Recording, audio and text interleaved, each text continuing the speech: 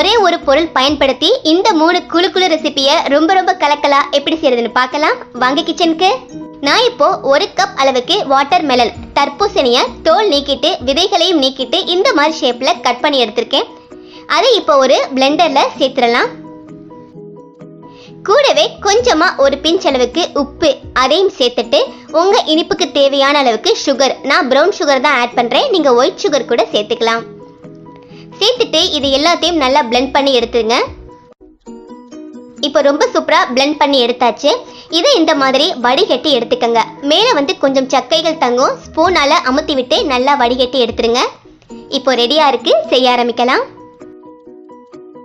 இது popsicle mould, இதில் தான் நம்ம ஃபில் பண்ண போகிறோம். இது இல்லாமல் நார்மலாக டம்ளரில் அப்புறம் ஐஸ்கிரீம் மோல்டு தனியாக கிடைக்கும், அந்த மாதிரி கூட நீங்கள் ட்ரை பண்ணலாம். நம்ம ஆல்ரெடி எல்லாமே ட்ரை பண்ணி வீடியோ போட்டிருக்கோம். டிஸ்கிரிப்ஷனில் லிங்க் இருக்குது, செக் பண்ணி பாருங்கள். நான் பாப்சிக்கல் மோல்டில் இதை ஃபில் பண்ணிவிட்டு குட்டி குட்டியாக கட் பண்ண தர்பூசணிகளும் மேலே கொஞ்சமாக சேர்க்குறேன். அப்போ தான் இடையிடையே கடிப்பட்டு ரொம்ப சூப்பராக இருக்கும். சேர்த்துட்டு இதை க்ளோஸ் பண்ணிடலாம். க்ளோஸ் பண்ணிவிட்டு 8 to 10 மணி நேரம் நல்லா ஃப்ரீஸ் ஆகிற வரைக்கும் ஃப்ரீசரில் இருக்கட்டும். இப்போ நாளைக்கு இதை எடுத்து பார்க்கலாம். இருக்கட்டும். இப்போ ரெண்டாவது ரெசிபி, குட்டி குட்டியா கட் பண்ண தர்பூசணிகள் விதைகள் நீக்கிட்டு கட் பண்ணியிருக்கேன். அதை 4 மணி நேரம் ஃப்ரீசர்ல வச்சிருந்தேன். ரொம்ப சாஃப்டா இல்லாம இந்த மாதிரி கொஞ்சம் கல்லு மாதிரி வரும் இல்லையா, அந்த மாதிரி வந்த பிறகு இதை ஒரு மிக்ஸி ஜாருக்கு மாத்திருங்க. சேர்த்துட்டு ஒரு 1/2 கப் அளவுக்கு கண்டென்ஸ்டு மில்க் இதுல சேர்க்கிறேன். சேர்த்துட்டு இது ரெண்டையும் நல்லா பிளெண்ட் பண்ணிக்க போறோம். இப்போ ரொம்ப சூப்பரா அரைச்சி எடுத்தாச்சு. இதை ஒரு ஏர்டைட்டான கிளாஸ் பாக்ஸ் இருந்துச்சுன்னா அதில் சேர்த்துருங்க. சேர்த்துட்டு லேசாக ஷேப் பண்ணி விட்டுட்டு க்ளோஸ் பண்ணிடலாம். இதையும் ஃப்ரீசரில் ஒரு 4 மணி நேரம் நம்ம வச்சிடலாம். இப்போ அடுத்ததாக 3வது ரெசிபி, குட்டி குட்டியாக கட் பண்ண தர்பூசணிகளை ஒரு பிளெண்டரில் சேர்க்குறேன். கூடவே இனிப்புக்கு தேவையான அளவுக்கு சுகர் இதில் சேர்த்துடலாம். கூடவே ஃபியூ டிராப்ஸ் அளவுக்கு எலும்பிச்சை சாறு இதில் சேர்த்துருங்க. சேர்த்துட்டு இது எல்லாத்தையும் நல்லா பிளெண்ட் பண்ணி எடுத்துடலாம்.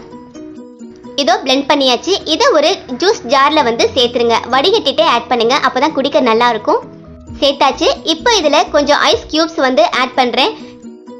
கூடவே குட்டி குட்டியாக கட் பண்ணி வச்சிருக்க தர்பூசணிகளையும் இதில் சேர்க்குறேன். இடையிடையே சாப்பிடும்போது ரொம்ப சூப்பராக இருக்கும். அப்படியே ஸ்டா வச்சு குழந்தைங்களுக்கு கொடுத்தீங்கன்னா இதையும் ரொம்ப ரொம்ப ஆசையாக சாப்பிடுவாங்க. இப்போ நம்ம வாட்டர் மெலன் ஐஸ்கிரீம் ரெடி ஆயிடுச்சான்னு பார்க்கலாம். ரொம்ப ரொம்ப சூப்பராக ஃப்ரீஸ் ஆகிருக்கு. ஒரு ஸ்கூப்பர் வச்சு எடுத்துருங்க. ரொம்ப ரொம்ப சூப்பரா அவ்வளோ க்ரீமியா ரெடி ஆயிடுச்சு. மேலே கொஞ்சம் டெக்கரேட் பண்ணி குழந்தைங்களுக்கு கொடுத்தீங்கன்னா அவ்வளோ ஆசையா சாப்பிடுவாங்க. இப்போ அடுத்ததா 3வது ரெசிபி, பாப்சிக்கல் எப்படி இருக்குன்னு பார்க்கலாம். ஸோ நம்ம பாப்சிக்கல் குச்சி ஐஸையும் வெளியில எடுத்துட்டு இந்த மாதிரி ஒரு பாத்திரத்துல தண்ணீர் வச்சு ஒரு 10 செகண்ட் தண்ணீருக்குள்ள அப்படியே வச்சுட்டு அதுக்கப்புறம் வெளியில எடுங்க.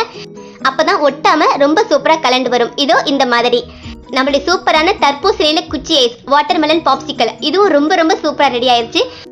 அவ்வளவுதான், நம்மளுடைய சூப்பரான water melon juice, water melon ice cream, water melon popsicle 3 ரெசிபியுமே அவ்வளோ பர்ஃபெக்டா வந்தது. ரொம்ப ரொம்ப க்ரீமியா, ரொம்ப ஜூஸியா, அவ்வளோ சூப்பரா இருந்தது. கண்டிப்பா குட்டி பசங்களுக்கு ரொம்ப ரொம்ப பிடிக்கும். மிஸ் பண்ணாம இந்த சம்மருக்கு, அதுவும் இந்த சம்மர் ஹாலிடேஸ்ல உங்க வீட்டு குட்டி பசங்களுக்கு செஞ்சு கொடுத்து எப்படி இருக்குன்னு கமெண்ட்ல சொல்லுங்க. நான் சொன்ன ரெசிபி பிடிச்சிருந்தா லைக் பண்ணி ஷேர் பண்ணுங்க. மறக்காம சப்ஸ்கிரைப் பண்ணுங்க. தேங்க்யூ.